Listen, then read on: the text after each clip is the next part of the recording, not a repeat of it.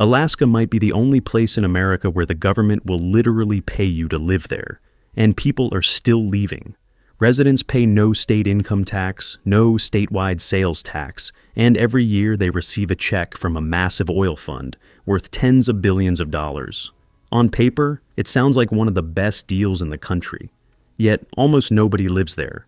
Alaska is the largest state in the United States, so vast it could swallow Texas, California, and Montana combined. It sits on enormous reserves of oil, rich fisheries, and vast natural resources. By all logic, millions of Americans should be rushing to move here, but they aren't.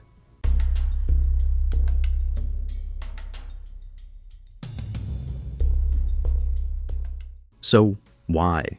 More than 150 years after joining the United States, Alaska still has only about 740,000 residents, and in recent years, the population has actually started to decline, which raises a strange concern. If Alaska is rich, beautiful, and even pays people to live there, why does almost nobody want to stay? And more importantly, what makes living in Alaska far harder than most Americans could imagine? Before we talk about Alaska's brutal winters or its unusual economy, there is one basic fact that explains almost everything about the state. Alaska is simply enormous. With an area of roughly 663,000 square miles, Alaska is by far the largest state in the United States. In fact, it is larger than Texas, California, and Montana combined. To truly grasp that scale, imagine placing Alaska on top of the continental United States. The state would stretch almost from the Pacific coast of California all the way to the Atlantic coast of Florida. But this massive size isn't just an impressive geographic statistic. It creates a very real and very practical challenge: distance.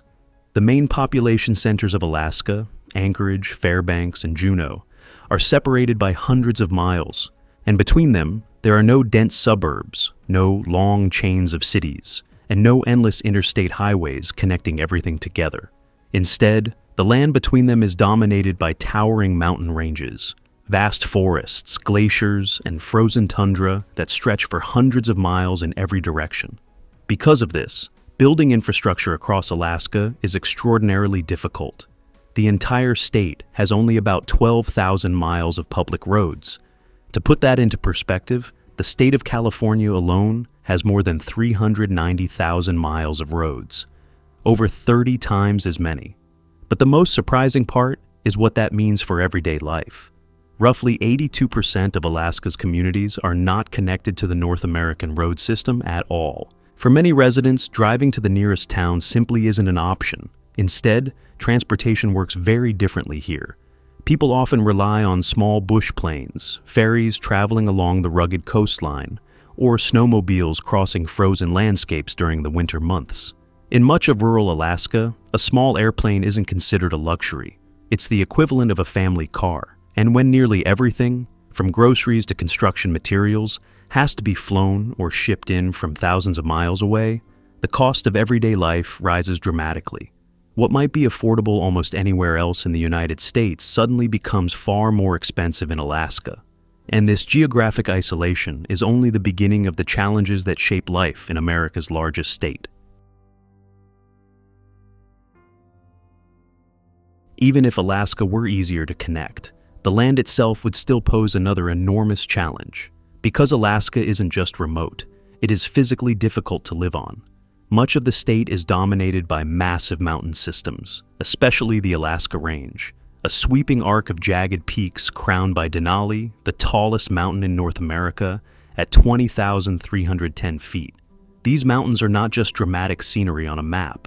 They act as enormous natural barriers, dividing regions, blocking transportation routes, and shaping complex weather systems that sweep across the state. But surprisingly, the greatest obstacle to building in Alaska isn't the mountains above the ground.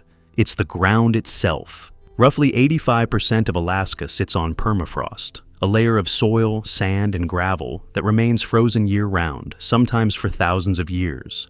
At first glance, that frozen ground might seem stable, but during the warmer months, the upper layers begin to thaw, and when that happens, the surface becomes unpredictable.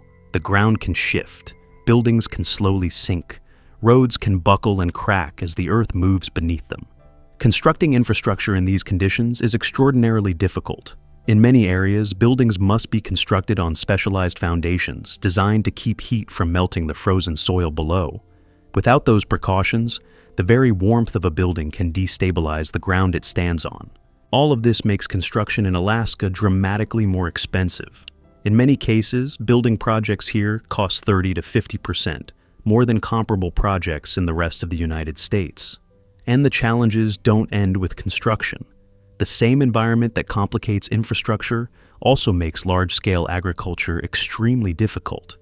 The growing season is short, the soil is poor, and much of the land remains frozen for most of the year. As a result, Alaska produces less than 5% of the food its residents consume, which means nearly everything, from fresh vegetables to everyday groceries, must be shipped thousands of miles from the lower 48 states. And when an entire state depends on imported food to survive, the cost of everyday life inevitably rises. It's yet another reason why living in Alaska is far more difficult and far more expensive than most Americans realize. If Alaska's geography makes life difficult, its climate pushes the challenge even further. Because Alaska isn't just cold, it's extreme in ways that most Americans never experience. In the interior city of Fairbanks, winter temperatures regularly fall to around -20 degrees Fahrenheit. During particularly harsh cold waves, they can drop even further, to -40 degrees Fahrenheit or lower. At temperatures like that, exposed skin can freeze in just a few minutes. Cars often need to stay plugged into engine heaters overnight just to start the next morning. But the cold itself is only part of the story. Because Alaska sits so far north, it experiences some of the most dramatic daylight cycles on Earth. In the northern city of Utqiagvik, the sun sets in late November and does not rise again for about 65 days.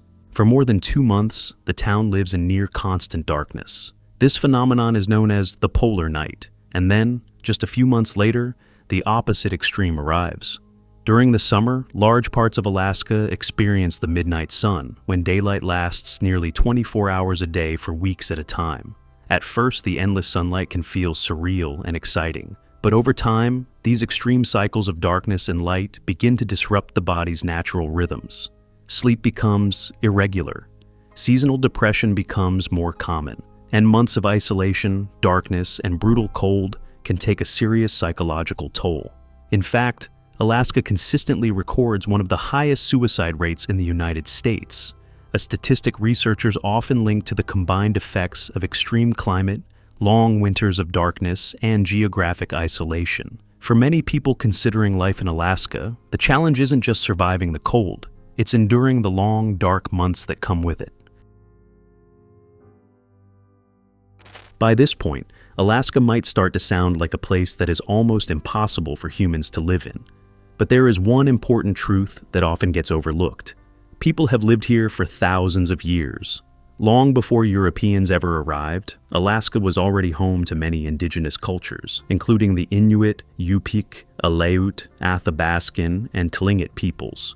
Archaeological evidence suggests that humans have been living in this region for more than 10,000 years, surviving in one of the harshest environments on Earth. But they survived here in a very different way than modern societies do today. They didn't try to conquer the land. Instead, they adapted to it. Along Alaska's icy coastlines, indigenous hunters developed remarkable techniques for hunting whales and seals in the freezing waters of the Arctic Ocean. They built specialized boats like the Umiak, designed harpoons capable of capturing massive marine animals, and even crafted snow goggles to protect their eyes from the blinding reflection of sunlight on ice and snow. These were not primitive societies barely scraping by. They were highly sophisticated cultures built on deep knowledge of the environment. For thousands of years, these communities studied the rhythms of the Arctic world, animal migrations, shifting sea ice, seasonal weather, and the fragile balance of northern ecosystems.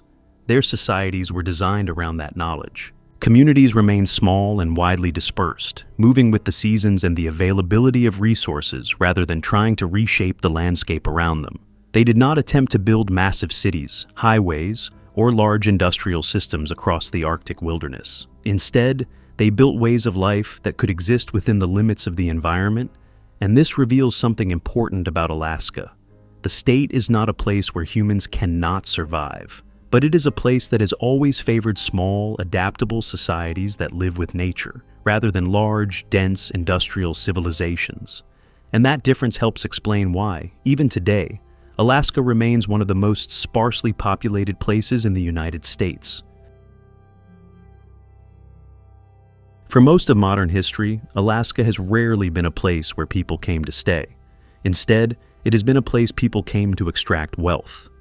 The pattern began in the 18th century when Russian traders arrived along Alaska's remote coasts, searching for one of the most valuable commodities of the time, sea otter fur. These pelts were so prized in global markets that traders often called them soft gold. But Alaska was vast, remote, and extremely difficult to control. Maintaining the colony became expensive, and eventually Russia decided the territory was more trouble than it was worth. So, in 1867, the United States purchased Alaska for just $7.2 million, about 2 cents per acre. At the time, many Americans mocked the deal as Seward's folly, believing the country had just bought a frozen wasteland. But that perception changed quickly. In 1896, gold was discovered in the Klondike region, triggering one of the largest gold rushes in North American history. More than 100,000 prospectors flooded north, chasing dreams of sudden fortune. For a brief moment, Alaska became the center of a global rush for wealth. But resource frontiers rarely stay crowded for long. As the gold became harder to find, many prospectors simply packed up and left. And that pattern would repeat again and again throughout Alaska's history. People arrive chasing resources and leave when the resources run out. In many ways, Alaska has never been a place people move to build permanent lives. It has been a place people came to strike it rich and then move on. In 1968, one of the largest oil fields in North America was discovered at Prudhoe Bay. To move that oil south, the United States built the Trans-Alaska Pipeline, an engineering project stretching more than 800 miles across the state. Oil transformed Alaska's economy almost overnight. The state created the Alaska Permanent Fund, now worth roughly $80 billion, which invests oil revenue and pays annual dividends to residents. Every year, Alaskans receive checks that typically range from $1,300 to more than $3,000 per person. But this system created a deeper problem. Over time, Alaska's entire economy became heavily dependent on oil. At certain points, as much as 80 to 85% of the state's government revenue came directly from petroleum. In other words, Alaska didn't just discover oil, it built an entire economy around it. As if Alaska's harsh geography and extreme climate were not difficult enough, a new force is making life there even more challenging: climate change. Alaska is warming 2 to 3 times faster than the global average, and one of the biggest consequences is the rapid thawing of permafrost, the frozen ground that much of the state's infrastructure depends on. When that ground begins to melt, everything built on top of it starts to shift. Homes slowly sink into the soil. Roads buckle and crack. Airport runways warp as the earth beneath them becomes unstable. In a place where infrastructure is already expensive and difficult to maintain, these changes create an entirely new layer of risk. And in some parts of coastal Alaska, the situation is even more dramatic. Rising seas, melting ice, and stronger storms are steadily eroding the coastline. Several villages are now facing a reality that few communities in America have ever had to consider.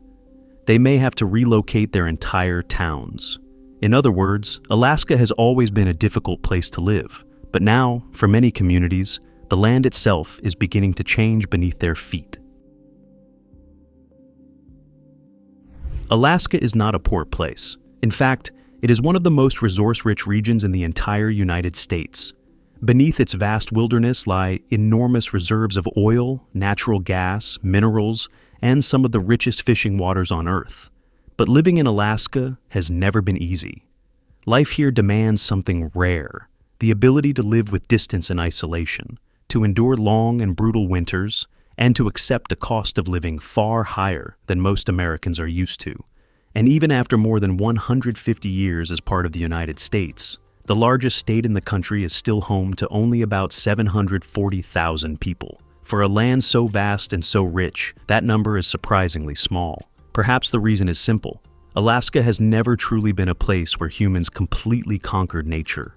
Here, the mountains still divide the land, the winters still shape daily life, and the environment still sets the limits of what people can build.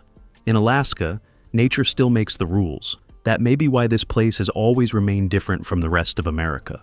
Alaska is not just another state. In many ways, it is still the last frontier, a place where life is possible, but only for those willing to accept everything the land demands. And that is why, for many people today, living in Alaska has become almost impossible. If you enjoyed this deep dive into Alaska and want to explore more stories about geography, economics, and the hidden forces that shape how people live around the world, make sure to subscribe to the channel. And I'm curious, after everything you've seen in this video, would you ever consider living in Alaska? Let me know in the comments below. Thanks for watching, and I'll see you in the next video.